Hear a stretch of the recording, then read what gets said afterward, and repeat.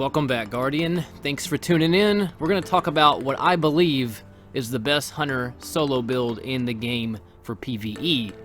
We're going to talk about this build, and then we're going to move on to another video after this one that gives you a flawless strategy guide to do the Pyramidion so you can get into Nightfall soloing yourself when you have a right guide that shows you how to do it step by step. Now let's get into this. We'll talk about the stats first. 1 of 3. This is the daily driver, the anything goes kind of build, just when you're doing, patrol, strikes, whatever you're trying to do basically, just regular game things, Vex invasions, whatever. It's going to have 7 mobility. Keep in mind that this armor is not masterworked yet, so you're going to add 4 more points to what the points actually say right here by the time I masterwork those other 2 pieces of gear. So this will be 6 plus traction, which is 7 mobility, and when you're doing legendary and up nightfalls, especially on a hunter, hunters just really need mobility because they don't have a lot of boost on their jump. And then we're going to mix that with 7 recovery on top of that, keeping that 7 recovery to stay inside the fight. Going with the Wormhusk crown, by having the 7 recovery, especially in harder difficult activities, it makes it to where you're not out of the battle that long, so you can get right back in it and start throwing shots out. That way you can get a little bit better times, and your overall just survivability allows for more mistakes to be made if there were any mistakes. It just keeps you pushing a lot harder. Moving on to the discipline. By the end of this, it's going to be at a 6 discipline, so the build's going to be 7 mobility, 7 recovery, and then 6 discipline with those 4 more points by masterworking the arms and the leg piece. And then the intellect is going to be at a 3, which is pre-Shadowkeep charge times at 5 minutes, but we're not really worried about intellect that much because when it comes to doing nightfalls in general, especially on this hunter build, I actually can do this whole nightfall without even using my super one time, but I don't recommend you do that. But let's talk about the armor now and putting all of this together.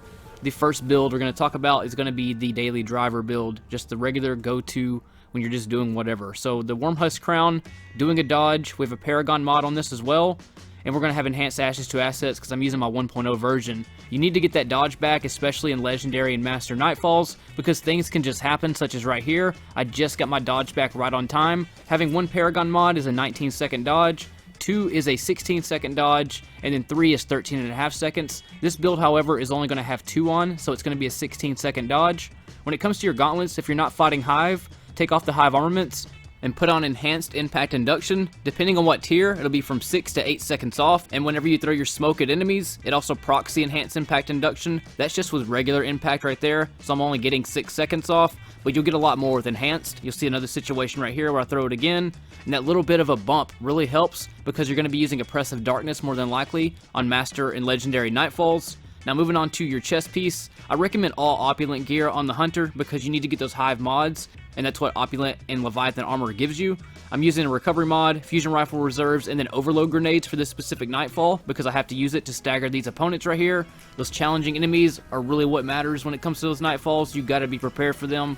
And then moving on to your legs, once I masterwork these, it's going to have that Paragon mod, traction, and then whatever scavenger I want, whether it be fusion or LMG or rockets. I'm still trying to masterwork all this gear, but I can't get golf balls. They're just not dropping for me. So this build is still a work in progress, but it's pretty much finished enough for me to make a video about. And then for the daily driver cloak, you're going to have a discipline mod, recuperation, enhanced bomber, and then Hive repurposing if it is Hive. If not, you can take that off or just keep it on there for a staple perk.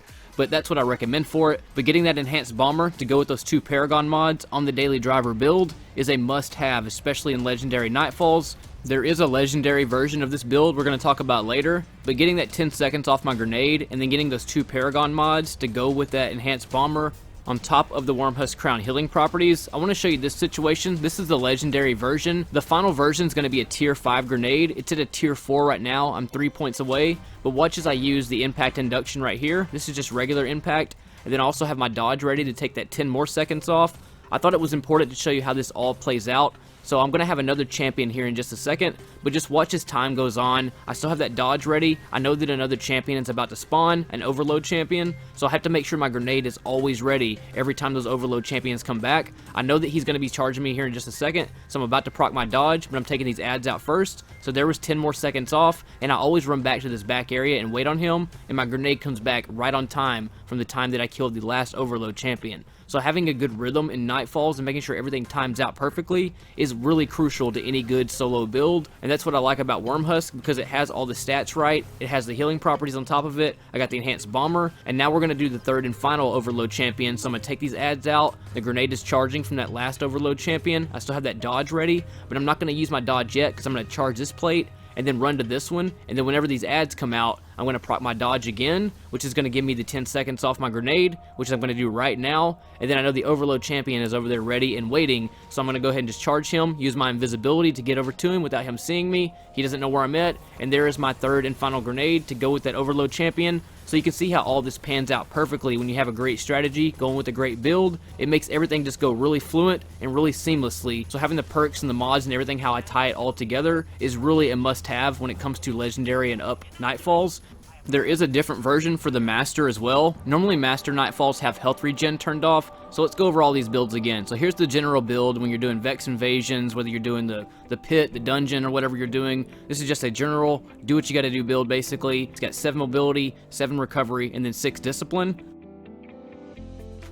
Having no health regen. So we're not focused on health regen at all. Instead of 4 recovery, we're focused mainly on getting that 7 discipline and then having that 7 mobility to go along with that. Then we have oppressive darkness, we have overload grenades, or whatever we need on our chest piece for the specific nightfall that we're doing. But this is a really crucial build, especially when you don't have to focus on recovery. You can add more discipline, and this has 3 paragon mods instead of 2, which is 13.5 seconds, which is a must-have in Master. And then Legendary, it has the 2 paragon mods. You have the 5 discipline when it's all masterworked, the 7 mobility, the 7 recovery, ready to beast and lock and load.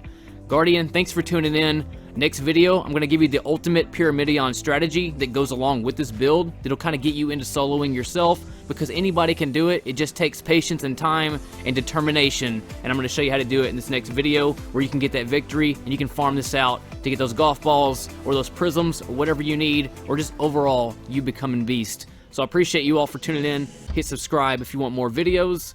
I really appreciate all of y'all who view. I enjoy making these videos to grow our community and maybe help out new players that are coming to the game, or even old veterans that just never had time to actually do a deep dive on stats to actually build a Guardian out, you know. So I really appreciate all of you. If you want to support the channel, teespring.com/Ristophilis. I will be launching some new merch soon. You can also do paypal.me/Ristophilis for a video shout out for a small donation, or you can be the ultimate supporter and join our Beast Squad.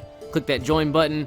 I really appreciate this community. I love Destiny, as I'm sure you all do too, and I can't wait to make more build videos and more master in-depth videos that are tailored specifically to keep you on that road to becoming Beast. Again, my name is Ristophilis. Thanks for tuning in, Guardians, and I'll see you on the next video next time. In space.